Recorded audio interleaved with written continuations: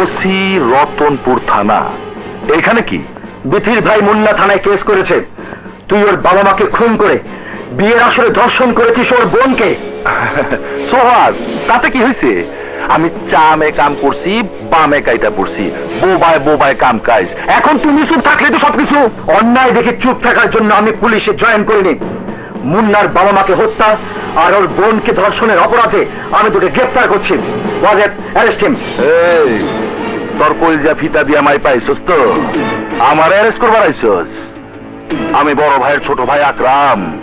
বড় ভাই তোরে কি যে করবো আমি নিজেও জানি না। ওসি আকরাম, তোর চিৎকার চেঁচামেচি যা করার কোর্টে গিয়ে করিস। ওয়াজেদ, অ্যারেস্ট হিম।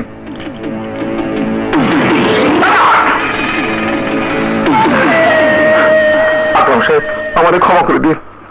আমার 4 ভালো বাচ্চা, বড়টার বয়স 4 বছর, 4 বছর, পরেরটা 3, তারপরটা 2, আর ছোটটা 1 বছরের।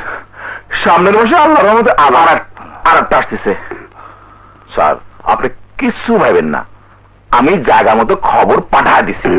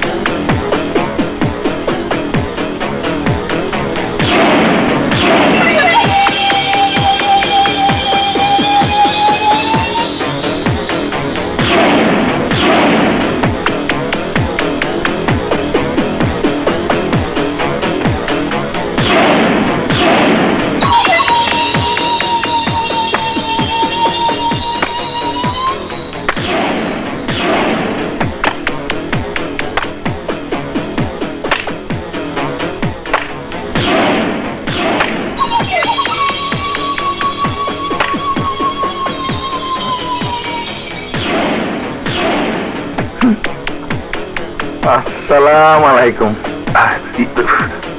বড় ভাই, বড় ভাই, ওই আমার নাম কে? কেন বড় ভাই? আর ওই ছেলে কারে বলছস? আপনার ছোট ভাই আকরাম।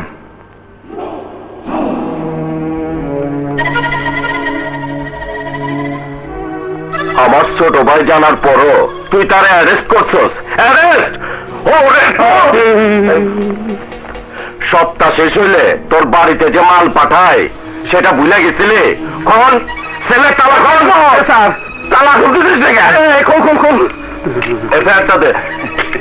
কোথায় যে রাখিস?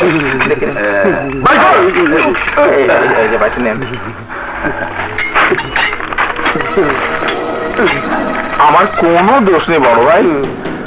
আকরাম ভাইরে জিজ্ঞেস করেন, অ্যারেস্ট করেছে ওসি সাহেব। আমি তো আপনার খবর দিয়ে আনাইছি। আকরাম, এই হারামজাদা কি সত্যি কইতেছে?